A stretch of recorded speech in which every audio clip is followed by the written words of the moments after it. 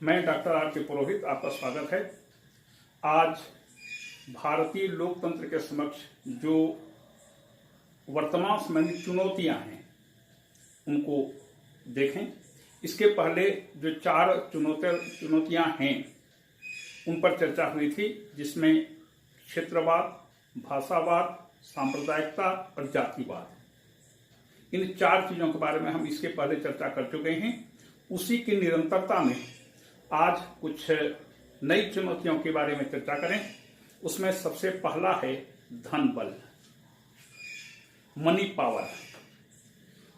भारतीय लोकतंत्र में अन्य लोकतांत्रिक देशों के भांति चुनाव होते हैं, क्योंकि लोकतंत्र का मूल तत्व चुनाव है। क्योंकि दुनिया के विभिन्न देशों की जनसंख्या करोड़ों में है, इसलिए प्रत्यक्ष प्रजातंत्र संभव नहीं है। तो इसके लिए एक उपाय यह किया गया है कि जनता अपने प्रतिनिधियों को चुनती है और ये प्रतिनिधि जनता के प्रति उत्तरदायी होते हुए अपने दायित्वों का निर्वहन करते हैं। जनता जो अपने प्रतिनिधियों को चुनती है उसका आधार वैश्विक मताधिकार होता है।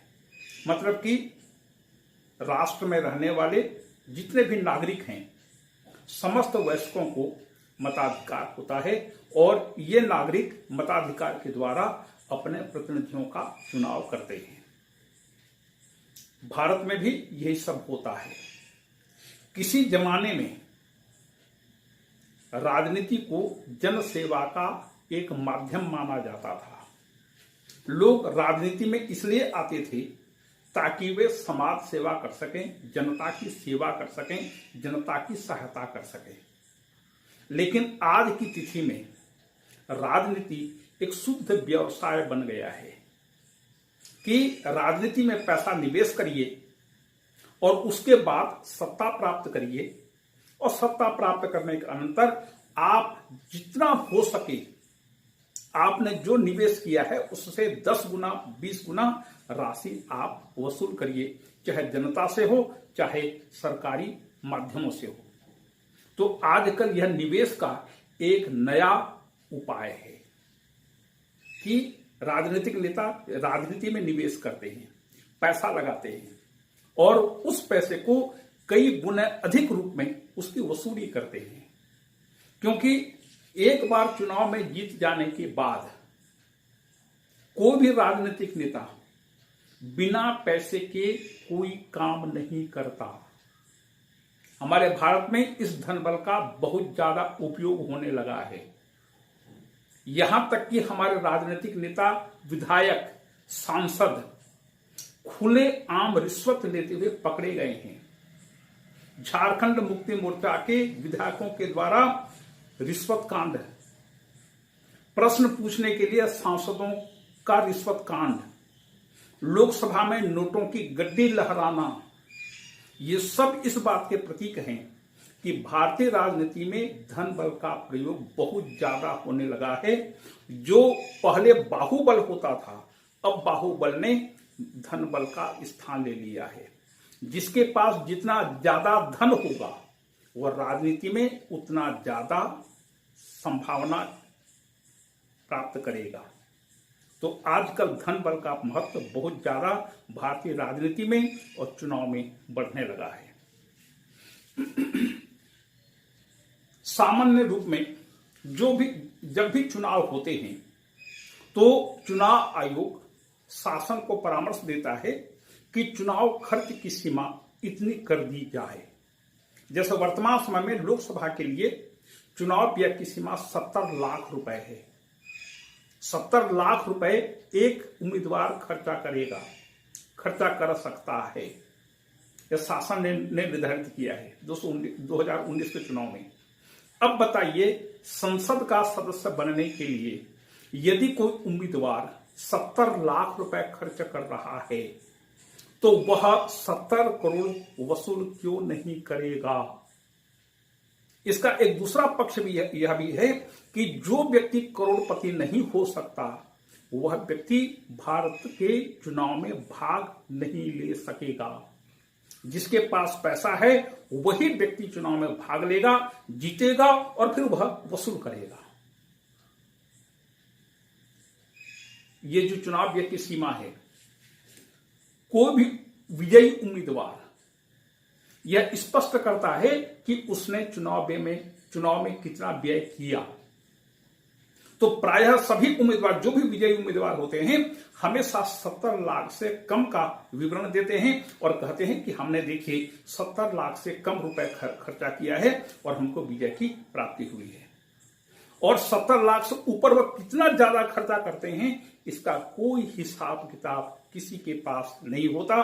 केवल विजयी उम्मीदवार ही जानता है कि उसने यह चुनाव जीतने के लिए कितना राशि व्यय किया।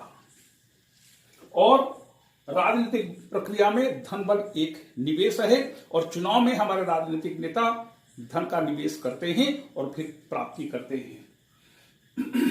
चुनाव के पूर्व से ही, चुनाव मान लीजिए कभी होना है तो उसके 1 साल पहले से संभावित उम्मीदवार अपने निर्वाचन क्षेत्र में चुनाव की तैयारी शुरू कर देते हैं।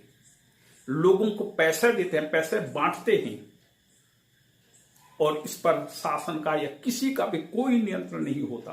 क्योंकि चुनाव पूर्व यदि कोई व्यक्ति किसी को पैसा देता है तो उसका कोई हिसाब किताब नहीं होता। लेकिन ऐसे उम्मीदवार जनता को करोड़ों रुपया बांटते हैं ताकि उनका वोट मिल सके। और जो चुनावी आचार संहिता जब लागू होती है वो तब लागू होती है जब चुनाव की घोषणा हो जाए सरकार के द्वारा। निर्वाचन आयोग जब इसकी घोषणा करे कि अमुक जगह पर अमुक स्थान के लिए या अमुक सदन के लिए चुनाव होंगे, अमुक तारीख को होंगे, जब चुनाव की घोषणा हो जाती है उसके बाद आचार संहिता लागू होती है और फिर शासन का, चुनाव आयोग का नियंत्रण ऐसे कैंडिडेट्स पर या जितने भी कैंडिडेट्स चुनाव में खड़े होते हैं सब पर शुरू हो जाता है। लेकिन चुनाव की घोषणा होने के पहले यदि कोई भी व्यक्ति, कोई भी कैंडिडेट जितना भी व्यय करे उस पर किसी का कोई नियंत्रण नहीं होता। क्योंकि आप उसको पकड़ नहीं सकते कि वह व्यक्ति पैसा क्यों दे रहा है, पैसा क्यों बांट रहा है, सामग्री क्यों लुटा रहा है। इस पर कोई नियंत्रण नहीं होता। इसके बाद जो ज्यादा धनी व्यक्ति होता है उसके जीतने की संभावना अधिक होती है। अभी तक का हमारा अनुभव यह बताता है कि चुनाव में जो व्यक्ति विजयी होते हैं वो करोड़पति, अरबपति होते हैं। जो जितना ज्यादा बड़ा करोड़पति होगा उसके जीतने की संभावना उतनी ही अधिक हो जाती है। मान लीजिए जो व्यक्ति 5 करोड़ से अधिक संपत्ति का स्वामी है तो ऐसे व्यक्तियों के जीतने की संभावना बहुत ज्यादा बढ़ जाती है। लेकिन यदि मान लीजिए कोई व्यक्ति लखपति है तो उसके जीतने की संभावना केवल 1% होती है।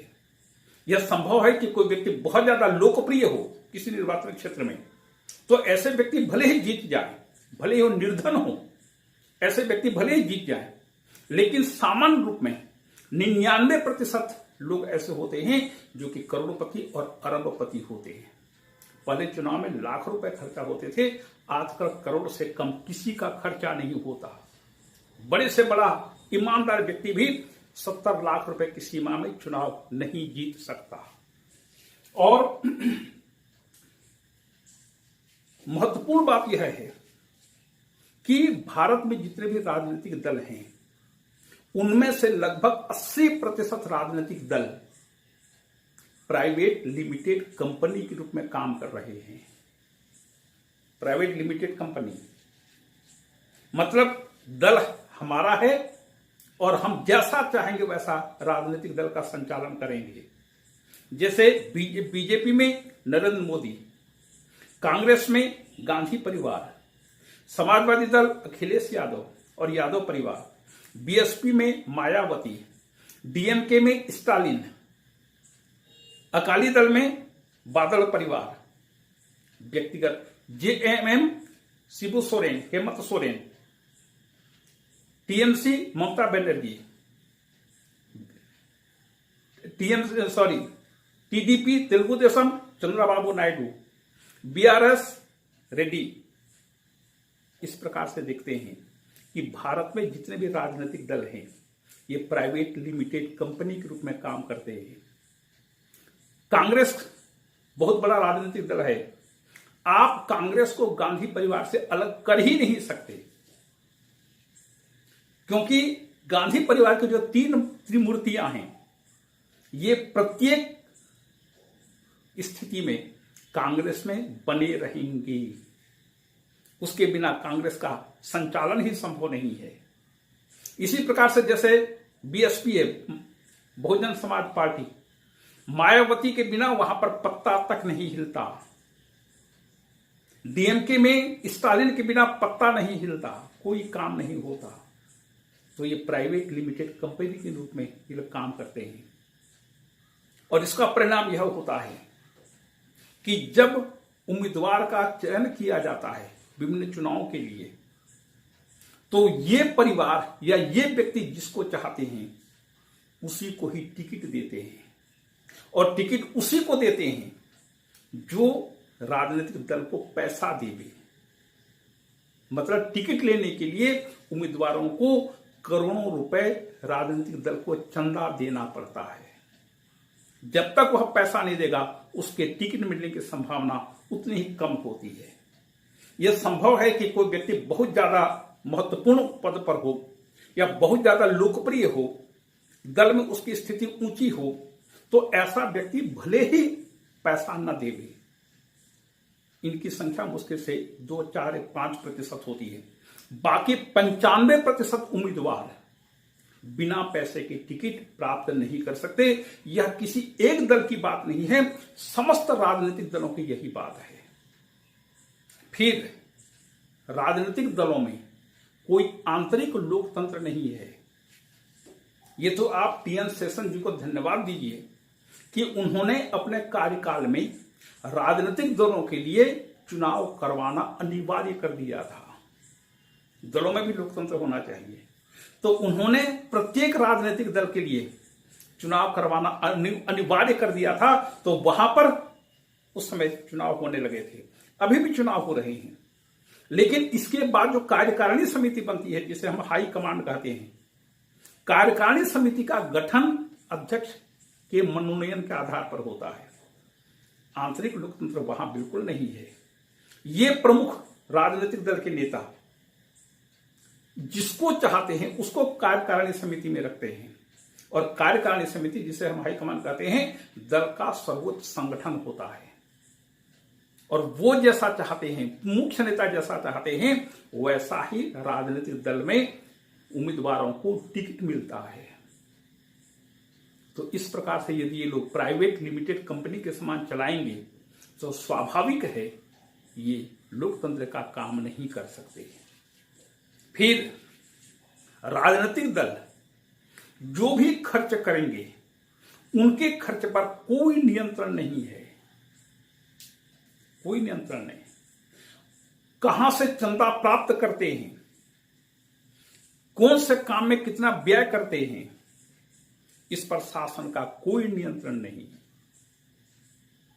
कुछ भी, और राजनीतिक दल बड़ी बड़ी सभाएं करते हैं, चुनावी सभा का आयोजन करते हैं, करोड़ों रुपए व्यय करते हैं, लेकिन वह व्यय उम्मीदवार के व्यय में सम्मिलित नहीं होता।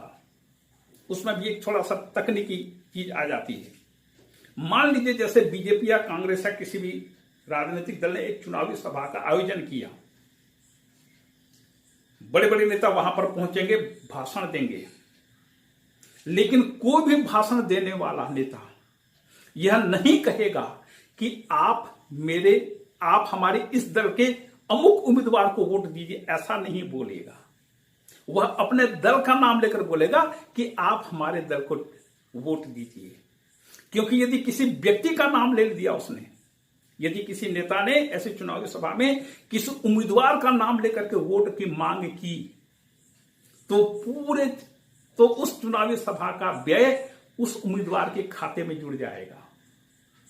तो इसलिए ये राजनीतिक नेता इस बात के लिए सतर्क रहते हैं कि उनके मुंह से किसी उम्मीदवार का नाम ना निकले, अपने दल के लिए वोट मांगते हैं।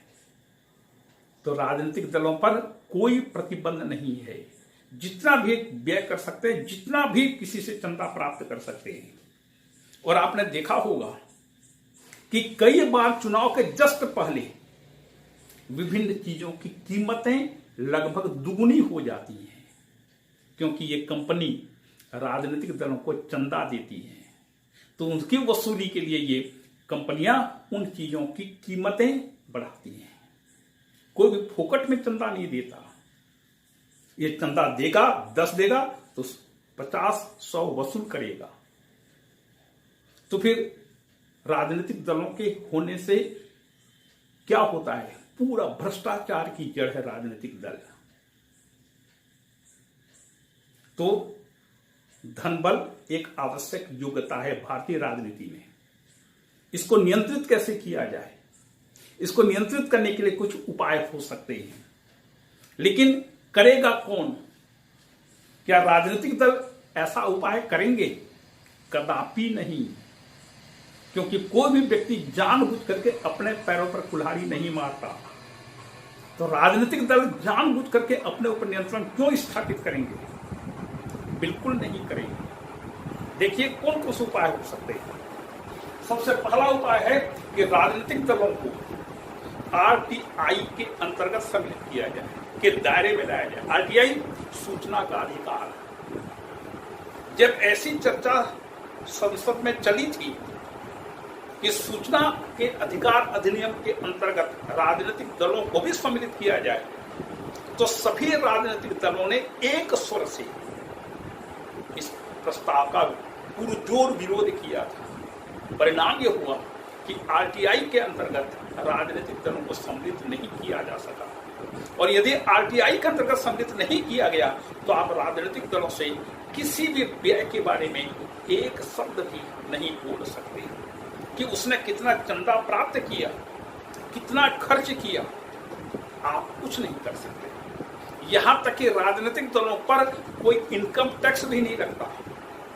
यह हमारे देश की विडंबना है कि जो लोग टैक्सेशन करते हैं, जो लोग करारोपण का निश्चय करते हैं, करारोपण का निर्धारण करते हैं, उनमें से कोई भी व्यक्ति कर नहीं देता। जो परिवहन मंत्री होता है कभी भी शासकीय परिवहन सेवा का उपयोग नहीं करता। रेल मंत्री रेल में नहीं चलता। कोई भी स्वास्थ्य मंत्री सरकारी अस्पताल में जाकर के इलाज नहीं करवाता। ये हमारे देश की विडंबना है और ये हम सब स्वीकार करते हैं, साथ रूप में स्वीकार करते हैं। तो राजनीतिक दलों को आरटीआई के दायरे में लाया जाना चाहिए और उनका व्यक्ति के समान दलों पर नियंत्रण। यदि व्यक्ति को नियंत्रण करने के लिए, व्यक्ति को व्यवहार को नियंत्रित करने के लिए सैकड़ों कानून हैं, तो राजनीतिक दलों पर नियंत्रण करने के लिए कानून क्यों नहीं है? हम समाज में जीवन यापन करते हैं, समाज में जीते हैं, समाज में विकास करते हैं। समाज ही हमारा संपूर्ण जीवन का एक प्लेटफॉर्म होता है। हमारे व्यवहार को नियंत्रित करने के लिए सैकड़ों की संख्या में कानून है, तो राजनीतिक दलों के लिए कोई कानून क्यों नहीं है? लेकिन बनाएगा कौन? वही राजनीतिक दल के नेता बनाएंगे क्या? लेकिन राजनीतिक दलों पर नियंत्रण होना चाहिए। पूरे संविधान में लंबे समय तक राजनीतिक दलों का कोई उल्लेख नहीं था। 10वीं अनुसूची जब दल बदल निषेध अधिनियम बना, तब राजनीतिक दलों का उल्लेख संविधान में हुआ। लेकिन भारत में होता क्या है? भारत में होता यह है कि जो राजनीतिक दल बहुमत प्राप्त करके सत्ता प्राप्त करता है, उसका हर काम, चाहे दल का काम हो चाहे कोई भी काम हो, सरकारी माना जाता है। वह दल के काम से पूरे देश भर का दौरा करेगा, दल के काम से, लेकिन वह शासकीय खर्चे में जोड़ा जाता है। जितने भी राजनीतिक नेता होते हैं, यदि सत्तारूढ़ दल के हैं, तो पूरा सरकारी खर्चे से ही वे समस्त यात्राएं करते, समस्त आयोजन करते हैं। लेकिन इनका खर्चा दल नहीं देता, सरकार देती है। तो ऐसा क्यों होता है? क्योंकि दल हमारे देश में बहुमत दल सरकारी होता है, बाकी दूसरे विरोधी दल सब अलग होते हैं। तो दलगत कार्य और शासकीय कार्य में भेद किया जाना चाहिए। यदि कोई हमारे देश का नेता या किसी राज्य का नेता दलगत काम से कहीं जा रहा है तो दल के द्वारा उसका पूरा व्यय वहन किया जाना चाहिए, शासन के द्वारा नहीं। लेकिन होता यह है कि दल के 90% काम के लिए हमारे नेता जाते हैं और 10% सरकारी काम से जाते हैं और सरकार उनका पूरा व्यय वहन करती है। तीसरा, पारदर्शिता। राजनीतिक दल में पारदर्शिता होनी चाहिए। कैसी पारदर्शिता? आपने कितना चंदा प्राप्त किया, कितना व्यय किया और किन किन कार्यों में आपने व्यय किया, ये पारदर्शिता होनी चाहिए। ऐसा नहीं होता और ऐसा नहीं हो सकता कि राजनीतिक दल अपना पूरा आय और व्यय का हिसाब देवे, ये संभव नहीं है। आपको एक उदाहरण देता हूं। अमेरिका में पहले सीनेटरों का चुनाव राज्य विधानसभाओं के द्वारा की जाती थी। जैसे भारत में राज्यसभा के सदस्यों का निर्वाचन विधानसभा के द्वारा होता है भारत में, ऐसा ही सीनेटरों का चुनाव अमेरिका में राज्य की विधानसभाओं के द्वारा किया जाता है। तो चुनाव जीतने के लिए अमेरिका के बड़े बड़े धनपति, अरबपति, खरबपति विधायकों को खरीद लेते थे अमेरिका में। तो बहुत ज्यादा भ्रष्टाचार बढ़ा। तो ऐसी सुगबुगाहट होने लगी, बहुत ज्यादा भ्रष्टाचार बढ़ रहा है, बड़े बड़े अपराधी सीनेट पे पहुंच गए हैं, रोका कैसे जाए? तो सीनेटरों का प्रत्यक्ष चुनाव किया जाए, ये प्रस्ताव आया कि सीनेटरों का चुनाव प्रत्यक्ष रूप से जनता करेगी, विधानसभाओं सदस्यों का निर्वाचन नहीं करेंगे।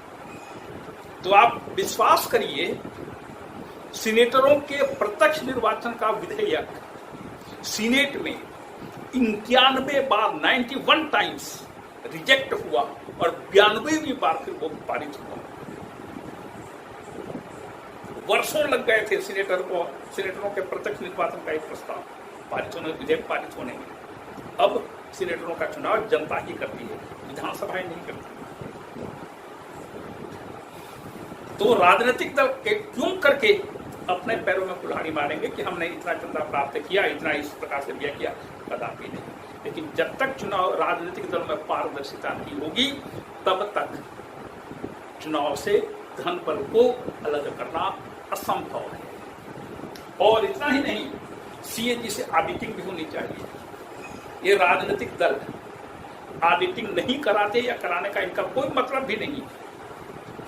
तो एक सुझाव यह है कि जो सीएजी नियंत्रक, महालेखा परीक्षक शासकीय खर्चे की जांच करता, ऑडिटिंग करता है, इसी प्रकार से राजनीतिक दलों के संपूर्ण आय व्यय का भी ऑडिटिंग सीएजी के द्वारा किया जाना चाहिए। तब जाकर इसको रोका जा सकता है, और ये संभव है, क्वाइट इम्पॉसिबल। और फिर आगे आंतरिक लोकतंत्र होना चाहिए दलों में। दल में जो हाई कमान कार्य समिति होती है, जो हर विषय पर निर्णय लेता है, राजनीतिक दल का हर निर्णय कार्य समिति के द्वारा पारित होता है। तो इस कार्य समिति में लोकतांत्रिक व्यवस्था नहीं होती, अपितु दल का जो अध्यक्ष होता है अपने चहेतों, अपने प्रशंसकों को नियुक्त कर देता है, जिनकी जनता के प्रति कोई जिम्मेदारी नहीं होती। और यही लोग मिलकर के राजनीतिक उम्मीदवारों का निर्धारण करते, उम्मीदवार तय करते हैं कि हमारे दल की टिकट अमुक जगह से अमुक को दिया जाए। ये सब कार्य समिति के सदस्य अध्यक्ष के अपनी पसंद के लोग होते हैं, इनका चुनाव नहीं होता।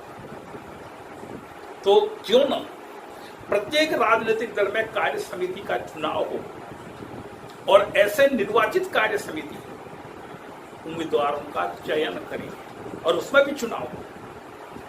दल यदि जिस व्यक्ति को बहुमत से वोट देकर के जीता है, वही व्यक्ति चुनाव में खड़ा हो सकता है। ऐसा क्यों नहीं होगा? नहीं होता। हमारे देश में तो लोग इनकम टैक्स बचाने के लिए राजनीतिक दलों का निर्माण करते हैं। एक दो नहीं, हजारों ऐसे राजनीतिक दल आपको मिलेंगे भारत में जो केवल इनकम टैक्स बचाने के लिए बनाए जाते हैं, रजिस्टर्ड किए जाते हैं, क्योंकि राजनीतिक दलों पर इनकम टैक्स नहीं लगता। और आगे दल के खर्चे पर नियंत्रण होना चाहिए। दल चाहे करोड़ों रुपए खर्चा कर दे किसी भी मामले में, ऐसे खर्चे पर कोई नियंत्रण सरकार का नहीं है, चुनाव आयोग का नहीं है। तो जब तक दलों के खर्च पर नियंत्रण नहीं होगा तब तक चुनाव से धन बल को समाप्त नहीं किया जा सकता। और स्टेट फंडिंग, कई बार ऐसी चर्चा होती है कि उम्मीदवार जो भी खर्च करे सरकार उसको पैसा दे, मतलब कि उम्मीदवारों का चुनाव व्यय सरकार के द्वारा वहन किया जाना चाहिए, ये एक विचार है। तो लेकिन होगा क्या कि जितने भी उम्मीदवार केवल लोग पैसा पाने के लिए, सरकार से पैसा पाने के लिए लोग चुनाव में खड़े होंगे। और अभी तो एक एक निर्वाचन क्षेत्र में 10, 15, 20, 25 लोग खड़े होते हैं, और जब सरकार इनको फंड करना शुरू कर देगी तो निर्वाचन क्षेत्रों से 100 लोग भी खड़े हो जाए तो कोई बहुत बड़ी बात नहीं होगी। तो फिर एक विचार आया कि राजनीतिक दलों को पैसा न दिया जाए, कैश न दिया जाए, उनको काइंड के रूप में, दया के रूप में थोड़ी सी सहायता दी जाए, सरकारी सहायता दी जाए। कैसे कि उनको रेडियो तथा टेलीविजन में भाषण देने का, अपने पक्ष में प्रचार करने का समय दिया जाना चाहिए, ये चीज फ्री होना चाहिए। अभी भी ये व्यवस्था लागू है कि चुनाव आयोग अनुशंसित करता है और राष्ट्रीय नेटवर्क पर कोई भी उम्मीदवार जिसको टाइम दिया गया कोई व्यक्ति अपने पक्ष में चुनाव प्रचार कर सकता है, उसके लिए उनको पैसा देना नहीं पड़ता। ये एक सुझाव है, अभी तक इसके बारे में कोई व्यवस्था नहीं हो पाई है कि चुनाव का प्रचार आप टेलीविजन के माध्यम से कर सकते हैं, ऐसा नहीं है। लेकिन इस प्रकार से चर्चा हो रही है। लेकिन मान लीजिएगा यदि सरकार ने उम्मीदवारों को फंडिंग करना शुरू किया तब मान कर चलिए सरकार तो कैंडिडेट को पैसा देगी ही, वह कैंडिडेट भी इसके ऊपर और खर्चा करेगा, उसके खर्च पर कोई नियंत्रण नहीं होगा। एक नई बात यहां पर कही जा सकती है कि जब आजकल हर काम वर्चुअल हो रहा है, इंटरनेट के माध्यम से, टीवी के माध्यम से ये सब हो रहा है, हमारे नेता एक जगह पर बैठ करके हजारों किलोमीटर दूर में कोई काम कर रहे हैं, हरी झंडी दिखा रहे हैं, वर्चुअल इनॉग्रेट कर रहे हैं, संबोधन कर रहे हैं जनता को, तो क्यों न बाह्य रूप से, भौतिक रूप से जो सम्मेलन होते हैं, रैलियां निकाली जाती हैं, चुनावी सभा आयोजित किए जाते हैं, उनको प्रतिबंधित कर दिया जाए और केवल वर्चुअल आप चुनाव प्रचार कर सकते हैं। ये तो भला हो टीएन शेषन का, जिन्होंने 1991 के बाद चुनाव प्रचार पर अनेक प्रकार के प्रतिबंध लगाए। उन सेशन के पहले जितने भी चुनाव होते थे, पूरा का पूरा नगर या विभिन्न क्षेत्र चुनावी पोस्टर और बैनर से पाट दिया जाता था। हर जगह पर सरकारी मकान को छोड़ दीजिए, सरकारी भवनों को छोड़ दीजिए, बाकी पूरा जगह, सड़कें, गलियां, चौबारे, हर जगह पर ऐसे चुनावी पोस्टर और बैनर लगा दिए जाते थे राजनीतिक दलों के उम्मीदवारों के द्वारा। लेकिन टीएन शेषन का लोग चुनाव खर्च पर अनेक प्रकार से नियंत्रण उसने लगाए। आज की तारीख में होता यह है कि राजनीतिक दल जो भी खर्च करते हैं, चुनाव की घोषणा के बाद उम्मीदवार जो भी खर्चा करते हैं, इन सबका रिकॉर्ड कैंडिडेट भी रखता है और शासन का चुनाव आयोग भी रखता है। चुनाव आयोग हर रैलियों का, हर प्रदर्शन का, हर चुनावी सभाओं का पूरा वीडियो रिकॉर्डिंग करता है और उससे पूरा हिसाब मांगा जाता है। तो ये थोड़ा सा नियंत्रण हुआ है, लेकिन यह दाल में नमक के बराबर है, इतना ही नियंत्रण है बस। मतलब कि मुश्किल से 10% नियंत्रण चुनावी व्यय पर चुनाव आयोग कर पाता है। बाकी 90% जो चुनाव उम्मीदवार करता है उस पर शासन का कोई नियंत्रण, चुनाव आयोग का कोई नियंत्रण नहीं होता। कहने का मतलब यह है कि जब तक राजनीतिक दलों में आंतरिक लोकतंत्र नहीं होगा, जब तक राजनीतिक दलों को नियंत्रित नहीं किया जाएगा, तब तक चुनाव से धन बल का प्रभाव कम नहीं किया जा सकता। यह है भारतीय लोकतंत्र की चुनौतियों में सबसे प्रमुख है धन बल। इसी के साथ यह अध्याय समाप्त हुआ। आगे अगली चर्चा में फिर से किसी दूसरे चुनौती के बारे में चर्चा करेंगे।